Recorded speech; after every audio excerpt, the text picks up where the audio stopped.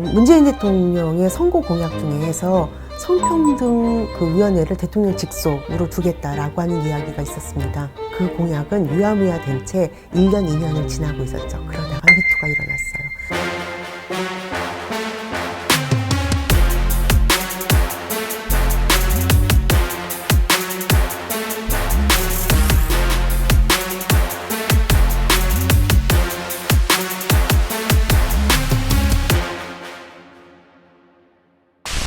내가 이 얘기를 해서 분위기를 흐려가지고 내가 데미지를 입을 필요가 있어? 라고 하는 생각이 사실은 평생 갖고 있었던 생각이에요. 왜 이제 와서 이야기해? 아니면 걔가 그럴만 했다든지 그렇게까지 해석해야 되냐, 그 사람의 생계를 끊느냐부터 시작해가지고.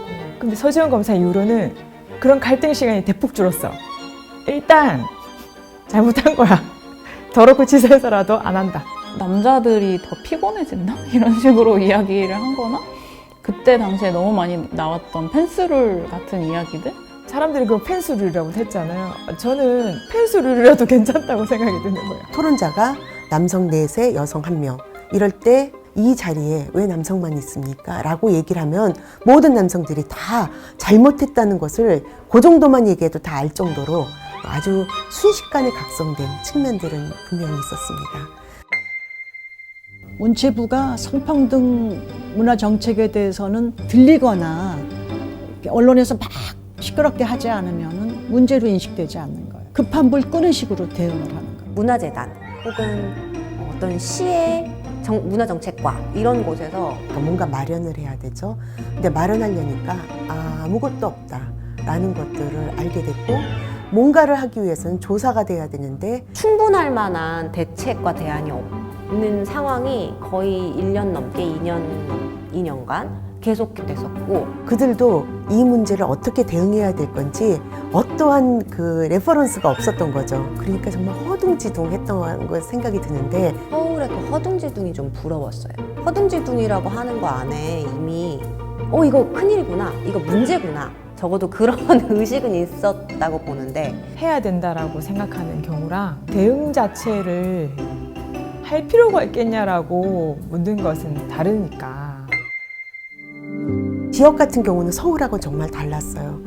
서울은 많은 문화예술인들이 그런 것들을 공유할 수 있었고, 문화재단마다 좀 노력하는 그런 흐름들도 있었겠지만은, 부당하면 이야기할 수 있어야 되는데 그것을 이야기하는 것이 마치 지역에서 엄청나게 문제를 일으키는 사람처럼 취급해버리는 문화가 있거든요. 이슈가 딱 될 때는 안 그러는데 이슈가 조금 잠잠했을 때 다구리 당하거든요. 다구리 당할 때 같이 다구리를 당하든지 아니면 다구리를 당하지 않도록 최선의 방법을 쓰든지. 그래서 대응 자체가 하기가 힘들어요. 너무 공고했어요. 그 카르텔과 그 권력 관계가 정치, 행정, 민간 할 거 없이 너무 그게 촘촘하게 연결되어 있는 그 가해자 그룹들의 어떤 그간의 행보가 있으니까, 서울의 어떤 지역은 2020년을 살고 있고, 지역의 어떤 곳은 마치 1960년대를 살고 있는 이 비동시성의 동시성이 발생이 되면서 연대만이 이 시간적인 한계들을 끄집어낼 수 있겠다라고 하는 생각들을 좀 했습니다. 그 연대가 결국은 우리의 문화를, 우리의 삶을 바꾸는 굉장히 중요한 힘이 될 거다라고 생각이 듭니다. 왜 하려고 하는데요? 이런 식으로 해서 어디다 써먹을 건데요? 누가 나쁜 녀석이 두고 살고 싶겠어요. 나쁜 년이 오래될 수밖에 없어요. 너무 힘들다 이런 생각도 들고, 도대체 관심이 왜 이렇게 없을까, 이 사람들은. 나 말고 나쁜 년 천지야. 그래서 세상에 그러니까